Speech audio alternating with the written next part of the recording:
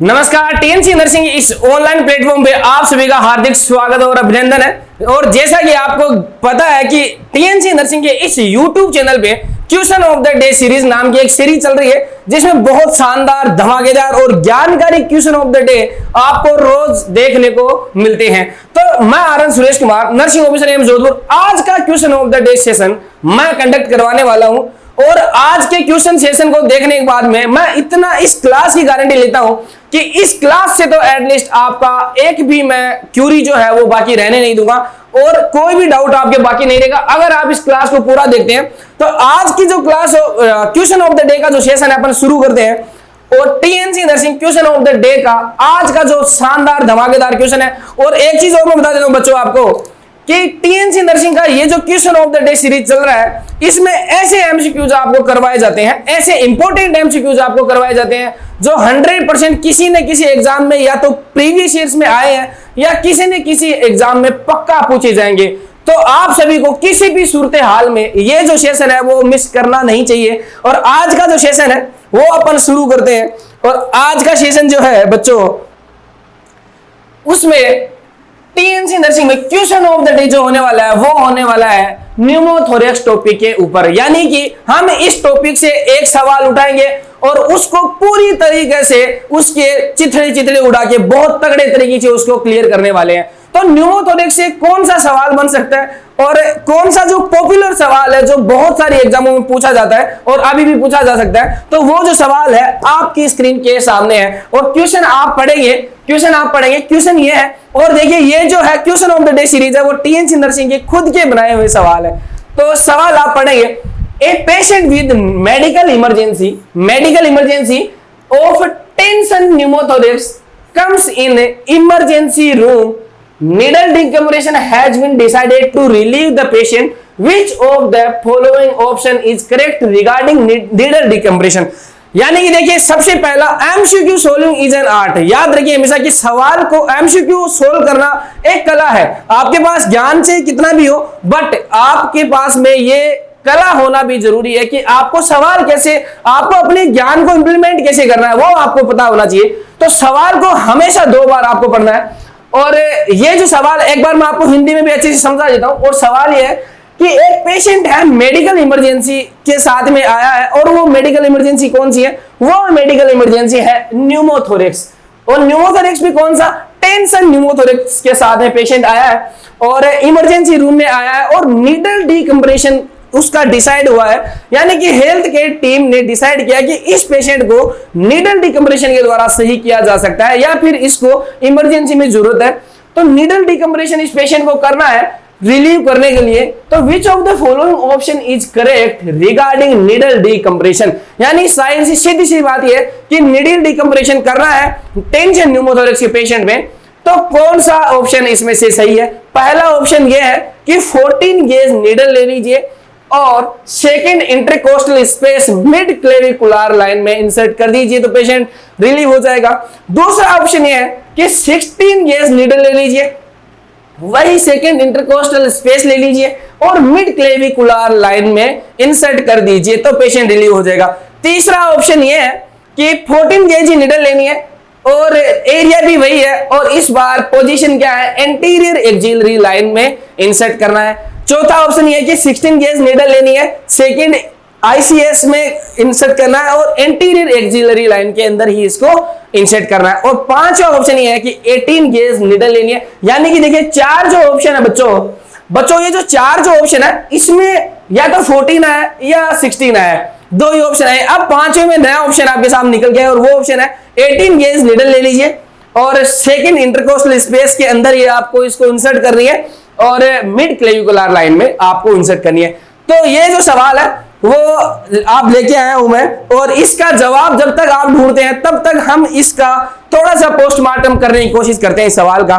और पोस्टमार्टम ये करेंगे कि सबसे पहले आपको पता होना चाहिए कि टेंशन न्यूमोथोरेक्स या न्यूमोथोरेक्स एक्चुअली होता क्या है। जब आपको ये पता चल जाएगा कि न्यूमोथोरेक्स ये है और इस टाइप से ये हो सकता है तो फिर आप आइडिया लगा सकते हैं कि आपको मिड एक्सिलरी लाइन आपको इंसर्ट करना है या फिर आपको एंटीरियर एक्सिलरी लाइन कि आपको सेकंड इंटरकोस्टल स्पेस में मिड क्लेविकुलर लाइन में इंसर्ट करना है या एंटीरियर एक्सियल लाइन में इंसर्ट करना है, आप खुद इस चीज को सोल्व कर देंगे। एक बार अपन इसको आगे लेके चलते हैं और आगे लेके चलेंगे तो थोड़ा सा हम देख लेते हैं कि एक्चुअल में न्यूमोथोरेक्स होता क्या है, या टेंशन न्यूमोथोरेक्स क्या होता है, सिंपल न्यूमोथोरेक्स क्या होता है, और आपका ट्रोमेटिक न्यूमोथोरेक्स क्या होता है। तो अपन लेके चलते हैं। सबसे पहले जल्दी जल्दी इस चीज को क्लियर करते हैं और सबसे पहले देखते हैं न्यूमोथोरेक्स।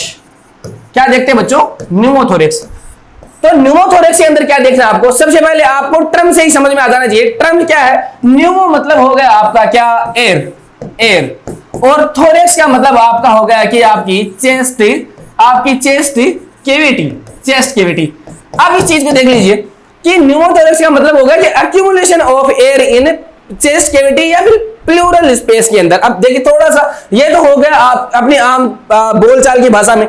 अब इस चीज को थोड़ा सा साइंटिफिकली अपन लेके चलते हैं। का मतलब होगा कि ट्रैपिंग ऑफ एयर बिटवीन किसमें? पेराइटल प्लूरा एंड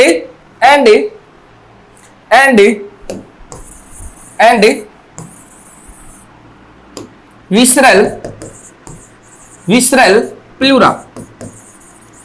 यानी कि पेराइटल प्लूरा और विसरल प्लूरा के बीच में एक जो प्लूरल स्पेस जो होगा, इन दोनों के बीच में कौन सा पाया जाता है बच्चों? प्लूरल स्पेस प्रेजेंट होता है।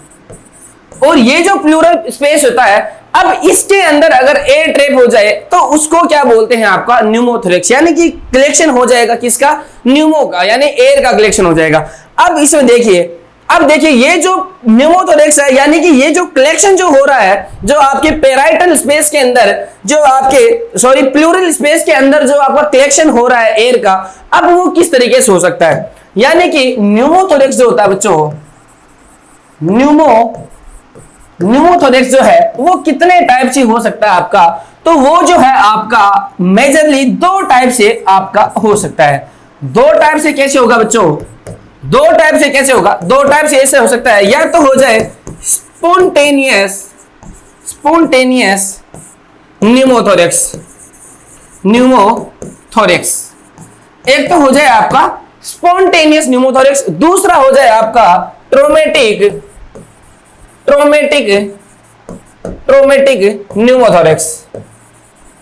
न्यूमोथोरेक्स।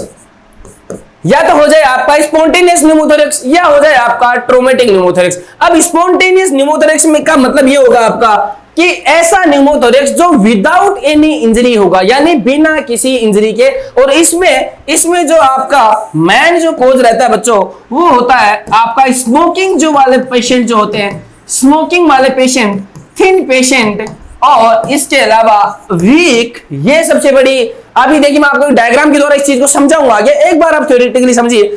तीसरा जो मेन रीजन जो होता है वो होगा आपका वीक लंग वाल टिश्यू, वीक लंग वाल टिश्यू। इसका मेन रीजन ये होता है। दूसरी चीज ये आपका होगा ट्रोमेटिक न्यूमोथोरेक्स। तो ट्रोमेटिक न्यूमोथोरेक्स जो होता है वो किसकी वजह से हो सकता है? आपका किसी भी ट्रोमा की वजह से। अब ट्रोमा देखिए, एक तो होगी आपकी ब्लंट ट्रोमा, यानी कि इसमें आपको कोई भी ब्लंट ट्रोमा होगी, यानी कि आपकी कोई ओपन नहीं हो पाएगी, स्किन जो है स्किन की इंटीग्रिटी नहीं बची रह जाएगी। और एक होगी आपकी जैसे आपकी गन शॉट से या नाइफ स्टैब हो जाए आपका, उसमें होगी दोनों टाइप की। तो एक स्पॉन्टेनियस होगा और एक आपका होगा कौन सा? Traumatic pneumothorax. अब आपका जो टेंशन न्यूमोथोरेक्स जो होता है बच्चों, टेंशन न्यूमोथोरेक्स जो होता है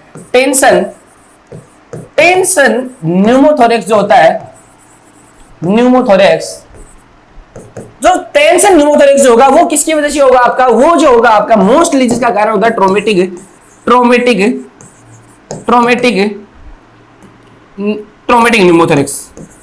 न्यूमोथोरेक्स। अब इसका मैं रीजन बताऊंगा आपको कैसे होता है। सबसे पहले एक डायग्राम मैं बना देता हूं, या डायग्राम एक को आपको दिखा देता हूं। इस स्लाइड के अंदर एक डायग्राम लेके आया हूं मैं, और वो उस डायग्राम से चलो कोई नहीं, मैं पेन से आपको वो डायग्राम बना के दिखाता हूं। और वो डायग्राम देखिए आप एक बार, नॉर्मली आप देखिए कि नॉर्मली ये आपके एक बार मैं रफ सा डायग्राम आपको बना के दिखाता हूं। ये आपके लंग्स हो गए। अब यहां पे ये लंग्स में ऐसे मान के चलिए कि ये आपकी हो गई, ये आपकी है पेराइटल प्लूरा। ये आपकी है पेराइटल प्लूरा।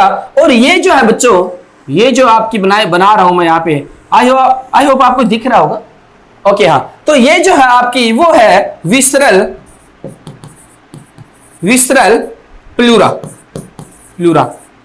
अब मान लीजिए, अब मैं आपको डायग्राम के द्वारा समझाता हूं इस चीज को। कैसे समझाऊंगा? अब मान के चलिए आप कि यहां पे वो चीज ले लेता हूं, सेम यहां से आपको ज्यादा दिखेगा। तो मान लीजिए कि ये एक नॉर्मल कंडीशन है। नॉर्मल कंडीशन में ऐसे होता है, ये आपका प्लूरल स्पेस है जो एकदम आराम से सही एकदम वर्क कर रहा है। अब यहां पे मान लीजिए कि पहला जो मैंने बताया था कि स्पॉन्टेनियस क्या होता है। स्पॉन्टेनियस यानी कि ये जो लंग वाल है बच्चों, ये खुद ही वीक हो जाए, यहाँ के टिश्यूज वीक हो जाए या डीजनरेट होने लग जाए, तो यहां से क्या होगा कि एयर जो है यहां से अंदर से यहां क्या करेगी बच्चों, यहां से क्या करेगी, ट्रैप करेगी। यहां से लीक होके यहां पे, यानी ये जो प्लूरल जो स्पेस है इसके अंदर ट्रैप करेगी। तो इससे क्या होगा, इससे ये जो स्पेस है ये बड़ा हो जाएगा। मैं आपको आगे दिखा रहा हूं। इससे क्या होगा कि ये छोटा डायग्राम मैं यहां पे एक बना रहा हूं। ऐसे मान के चलिए ये लंग आपके। अब यहां पे क्या होगा कि ये जो लंग जो है ये क्या होगा आपका बाद में छोटा हो जाएगा, यानी कि कोलैप्स होना स्टार्ट हो जाएगा। ये ऐसे हो जाएगा और आपकी ये जो लेयर है ये ऐसे कैसी रहेगी, यानी कि यहां पे हो जाएगी एयर एक्यूमुलेट और यहां पे लंग जो है वो क्या हो जाएगा, कोलैप्स होना स्टार्ट हो जाएगा। बट स्पॉन्टेनियस न्यूमोथोरेक्स है वो बहुत ज्यादा सीरियस नहीं है और मेडिकली बहुत इजीली ट्रीट किया जा सकता है। ये मैंने आपको बेसिक सी चीज बताई। अब आगे बताता हूं कि ट्रोमेटिक में क्या होता है बच्चों। ट्रोमेटिक में क्या होगा, ट्रोमेटिक में बहुत तगड़ा होगा। ट्रोमेटिक में क्या होगा बच्चों, ट्रोमेटिक न्यूमोथोरेक्स में, ट्रोमेटिक न्यूमोथोरेक्स, ट्रोमेटिक न्यूमोथोरेक्स। अब ट्रोमेटिक न्यूमोथोरेक्स में क्या होगा बच्चों कि यहां पे ये जो लंग है आपके, मान लीजिए ये मैंने लंग बनाया आपके, ये आपके लंग्स मैंने यहां पे क्रिएट किए। ये आपकी विसरल प्लूरा हो गई, ये आपकी पेराइटल प्लूरा हो गई। मैं रफ डायग्राम। अब मान लीजिए यहां से ये नाइफ की चोट आपको लगी यहां पे। अब यहां से एयर ट्रैप होके भागेगी अंदर से, ये एयर हो रही है यहाँ पे ट्रैप, इसके द्वारा ये जो घाव जो बनाया, ये वुंड जो बनाया, इसके द्वारा जो एयर ट्रैप होगी, इसकी वजह से क्या होगा, ट्रोमेटिक न्यूमोथोरेक्स होगा और यही कोज करेगा टेंशन न्यूमोथोरेक्स। अब बताता हूं क्यों, कैसे करेगा। क्योंकि यहां पे जो है वो ओपन स्पेस लंग्स को मिल जाता है, प्लूरल स्पेस जो है वो ओपन हो जाता है और इसकी वजह से बहुत हाईली अमाउंट के अंदर एयर ट्रैप करेगी अंदर। अब यहां पे क्या होगा बच्चों, अब इस ट्रोमेटिक न्यूमोथोरेक्स की वजह से क्या होगा, टेंशन न्यूमोथोरेक्स होगा। क्या होगा, टेंशन न्यूमोथोरेक्स होगा, क्योंकि ये ज्यादा सीवियर होता है। अब इसमें क्या होगा, जैसे ही टेंशन न्यूमोथोरेक्स होता है, अब मैं आपको एक चीज बताता हूं कि दो टाइप से होगा। अगर पेशेंट नॉर्मल है और एक पेशेंट अगर सीरियसनेस जा रहा है, तो कौन से साइन सिम्टम है जो नॉर्मल में होंगे और हमें पता चल जाएगी कि ये जो साइन सिम्टम है अब वो अपीयर होने लग गए। इसका मतलब क्या है कि ये एक मेडिकल इमरजेंसी बन चुकी है और पेशेंट है वो लाइफ थ्रेटनिंग कंडीशन के अंदर है। इसको ट्रीटमेंट चाहिए इमीडिएट, यानी कि लाइफ सेविंग ट्रीटमेंट इसको चाहिए। तो जैसे ही न्यूमोथोरेक्स होगा पेशेंट में, न्यूमोथोरेक्स जब होगा पेशेंट में, न्यूमोथोरेक्स जब पेशेंट में होगा तो बच्चों क्या दिखेगा आपको, पेशेंट में क्या होगा, सबसे पहले डिस्निया पेशेंट में आपको देखने को मिलेगा। चेस्ट पेन आपको देखने को मिलेगा। अब देखिए डिस्निया और चेस्ट पेन अलग अलग है, इसका मतलब ये मतलब लीजिए आप, चेस्ट पेन और डिस्निया अलग अलग। इसके अलावा आपको हाइपरटेंशन आपको देखने को मिलेगा। पेशेंट में ब्रेडिकार्डिया देखने को मिलेगा, टेकिकार्डिया नहीं मिलेगा देखने को, क्योंकि टेकिकार्डिया तो देखने मिलेगा आपको कंपनसेटरी स्टेज में। स्टार्टिंग में आपको ब्रेडिकार्डिया आपको देखने को मिलता है। साइनोसिस आपको देखने को मिलेगा पेशेंट में, यहां पे लिख देता हूं मैं, साइनोसिस आपको देखने को मिलेगा पेशेंट में। और कॉन्शियसनेस जो है वो पेशेंट की थोड़ी थोड़ी डिक्रीज होना स्टार्ट होगी। ये तो कंडीशन होगी इनिशियल। जब इनिशियल स्टेज में पेशेंट होगा तब ये होगा। अब अगर मान लीजिए कि ये है, ऐसे मान सकते हैं कि स्पॉन्टेनियस न्यूमोथोरेक्स के अंदर आपको ये देखने को मिलेगा। अब जब ट्रोमेटिक न्यूमोथोरेक्स या टेंशन न्यूमोथोरेक्स के अंदर क्या होगा, अब अगर पेशेंट इनके साथ में आगे बढ़ जाए और इसमें देखने को मिलने लगे आपको, जैसे ही पेशेंट बच्चों क्या होता है कि टेंशन जो है वो बढ़ जाएगा थोरेक्स के अंदर, तो टेंशन न्यूमोथोरेक्स में क्या होगा कि ये जो प्रेशर, जो इंक्रीजिंग जो प्रेशर है, इंक्रीजिंग प्रेशर जो है बच्चों, इंक्रीजिंग प्रेशर है, ये क्या करेगा कि चेस्ट कैविटी के जो ऑर्गन्स हैं, कौन से ऑर्गन, आपके हार्ट, आपके हार्ट को, आपके ब्लड वेसल्स को और आपके ट्रेकिया को क्या करेगा बच्चों कि जिस लंग में इंजरी हुई है, जिस लंग में टेंशन न्यूमोथोरेक्स है, चाहे वो राइट साइड है या लेफ्ट साइड, जिस साइड भी आपका न्यूमोथोरेक्स, टेंशन न्यूमोथोरेक्स क्रिएट हुआ है, उस साइड से क्या होगा कि ये जो ऑर्गन है वो अनअफेक्टेड साइड में शिफ्ट होंगे। क्या होंगे? क्योंकि वहां से प्रेशर बनने की वजह से, वहां जब प्रेशर बनेगा तो ये जो ऑर्गन है वो डेविएट होंगे, और जब ये डेविएट होंगे इसको क्या बोलते हैं, इस कंडीशन को क्या बोलते हैं बच्चों, इस कंडीशन को बोलेंगे मीडियास्टाइनल डेविएशन। मीडियास्टाइनल डेविएशन का मतलब ये है कि आपका जो मीडियास्टाइनम है, इसके अलावा ट्रेकिया जो आपका हार्ट और ब्लड वेसल्स है वो क्या होगी, पुश आउट होंगी, यानी कि अनअफेक्टेड साइड में क्या होगी, वो मूव करेगी। और वो एक्सरे कैसे दिखेगा आपको, देखो दिखाता हूं। जब ये चीजें आपके साथ में होंगी, जब ये चीजें पेशेंट के साथ में होंगी, तो ये देखिए एक्सरे देखिए, आई थिंक आपको क्लियर दिख रहा, मैं थोड़ा सा जूम करने की ट्राई करता हूं इसको।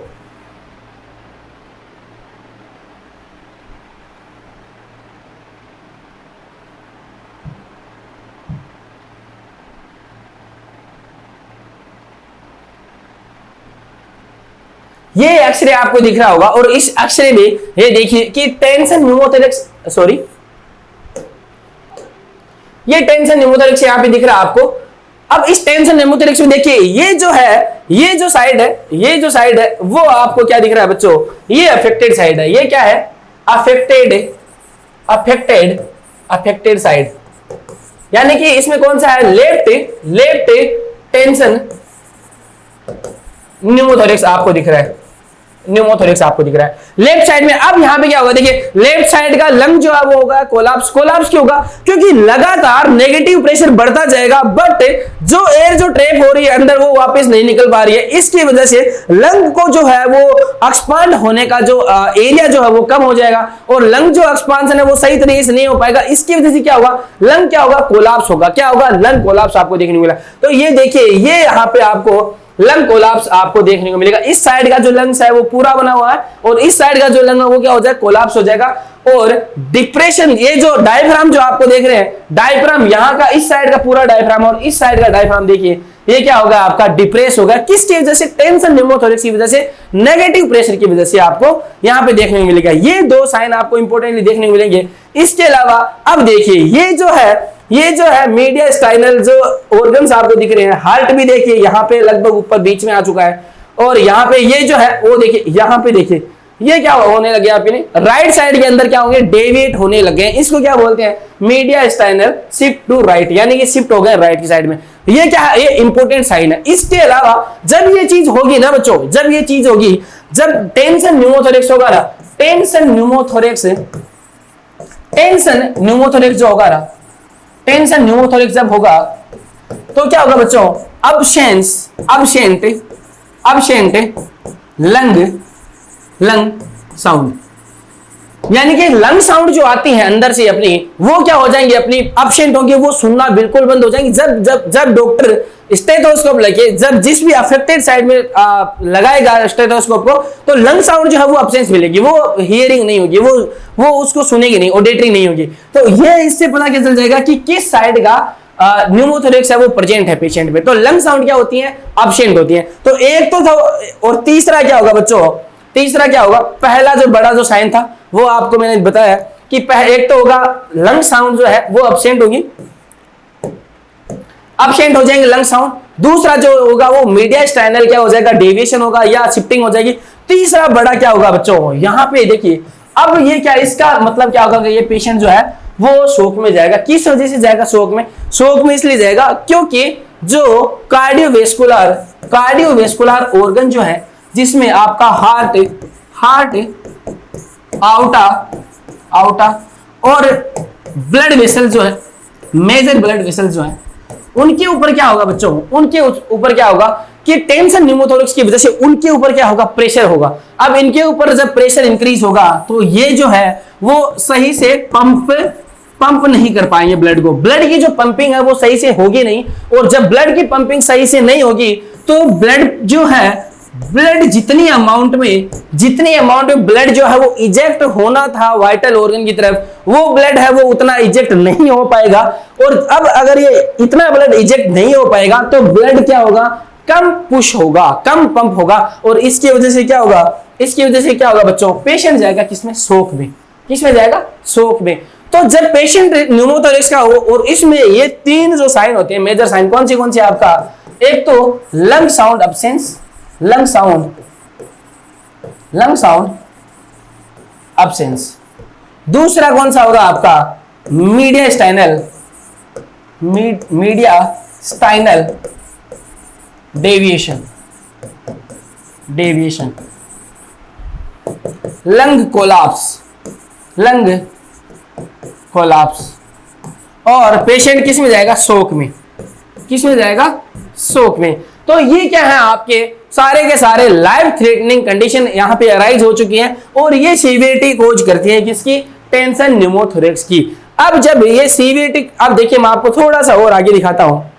जब ये सीवियरिटी कोज करेंगी तो ये हो गया आपका क्या? एक तरीके का टेंशन न्यूमोथोरैक्स के बारे में मैंने बताया कि क्या इंट्रोडक्शन होता है। अब टेंशन न्यूमोथोरैक्स होगा तो क्या पेशेंट को जो पोजीशन जो देंगे ना बच्चों, पोजीशन जो होगी वो आपकी फाउलर पोजीशन, पेशेंट को फाउलर पोजीशन दे रहे हैं, क्योंकि फाउलर पोजीशन प्रोवाइड करेंगे तो ये क्या करती है? ये आप फैसिलिटेट करेगी किसको? आपकी ब्रीदिंग को and provide more space to lung expansion. Lung expansion को ज्यादा स्पेस ये क्या करेगी? प्रोवाइड करेगी। तो ये फाउलर पोजीशन देते हैं पेशेंट को। अब देखिए, अब जो क्वेश्चन था अपना, एक बार जो क्वेश्चन है उसको याद कर लीजिए। उस क्वेश्चन की आप तोड़ मरोड़ करते हैं। ये मैंने आपको थोड़ा सा जनरल इंट्रोडक्शन इसमें बताया।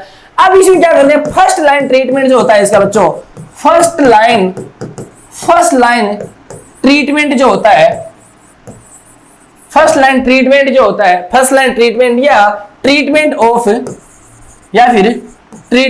Of choice.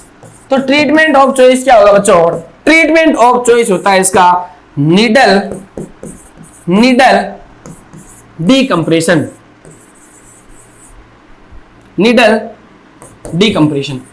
और ये जो नीडल डिकम्प्रेशन जो होता है इसी को बोलते हैं नीडल थोरेकोटोमी। क्या बोलते हैं?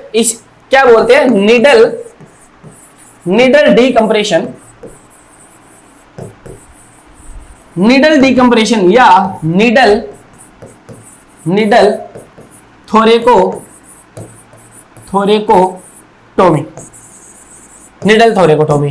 और इसको कहां करते हैं? ये कहां करेंगे अपन? ये अब देख लीजिए। आपको मैं साइड सिलेक्शन बता देता हूं कैसे होती है। साइड सिलेक्शन जो होगी ना बच्चों, वो कैसी होगी कि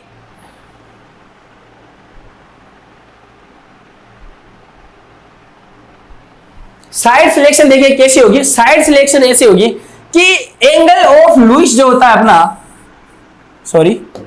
एंगल ऑफ लुईस जो होता है, जो आपकी स्टाइनम जो है या स्टर्नम जो है, इसमें देखिए ये जो एंगल ऑफ लुईस होता है। अब यहां पे क्या होता है? एंगल ऑफ लुईस जो होता है वहां से एक स्ट्रेट लाइन फॉरवर्ड करते हैं, और ये स्ट्रेट फॉरवर्ड लाइन जो है इसको जहां पे ये सेकंड इंटरकोस्टल स्पेस के मिड क्लेविकुलर लाइन में जहां मिलती है ना, वहां क्या करेंगे? इसको नीडल इंसर्ट करेंगे। तो नीडल इंसर्ट करने के लिए लैंडमार्क क्या क्या होते हैं बच्चों? लैंडमार्क होंगे आपके angle of Louis, mid clavicular line और सेकंड इंटरकोस्टल स्पेस क्या होगी? आपके लैंडमार्क होंगे। और इसके अंदर क्या होगा? नीडल को क्या करते हैं? इंसर्ट करते हैं। और नीडल इंसर्ट कैसे करेंगे?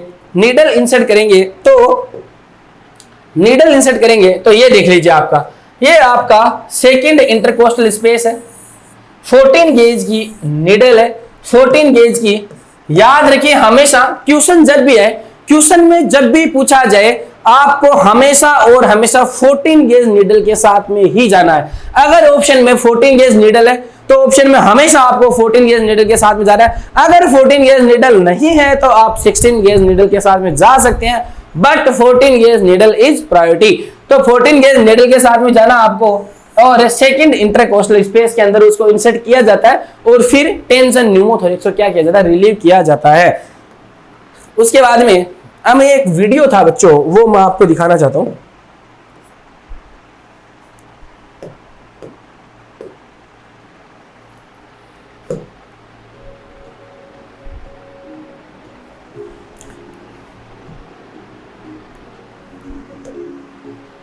ये वीडियो आपको दिख रहा होगा, ये वीडियो दिख रहा होगा आपको कि ये देखिए यहां से साइड प्रिपरेशन कर रहे हैं सर्कुलर मोशन में, और अब नीडल इंसर्ट करेंगे। 14 गेज नीडल ये है, 14 गेज नीडल है, 14 गेज नीडल है।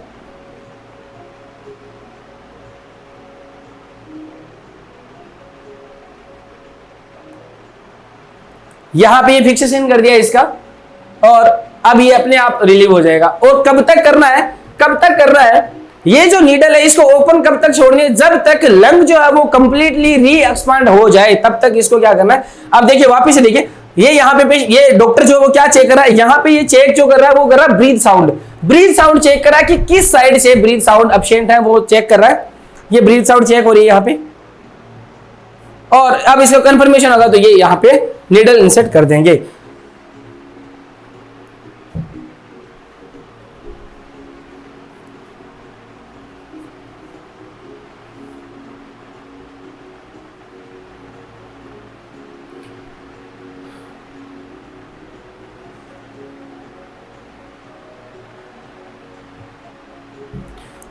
तो आई होप, उम्मीद है मुझे कि ये जो क्लास है आपको, ये जो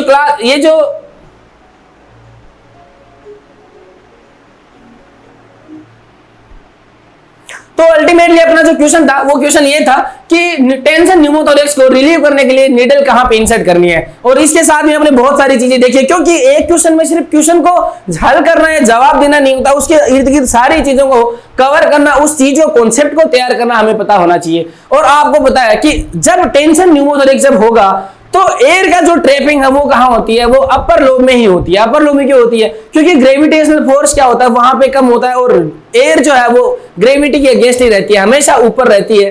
तो इसकी वजह से क्या होगा, अपर लोब में होगा, और सेकंड इंटरकोस्टल स्पेस में ही अपन क्या करते हैं, उसको इंसर्ट करते हैं मिड क्लेविकुलर लाइन, और वहां पे लैंडमार्क देखते हैं कौन सा, angle of Louis. Angle of Louis को याद रखना, लैंडमार्क एंगल ऑफ लुइस से लाइन खींचेंगे मिड क्लेविकुलर लाइन में, जहां सेकंड इंटरकोस्टल स्पेस के अंदर वो मार्क बन रहा है, क्रॉस कर रही है, वहां पे अपन क्या करेंगे, नीडल इंसर्ट करेंगे।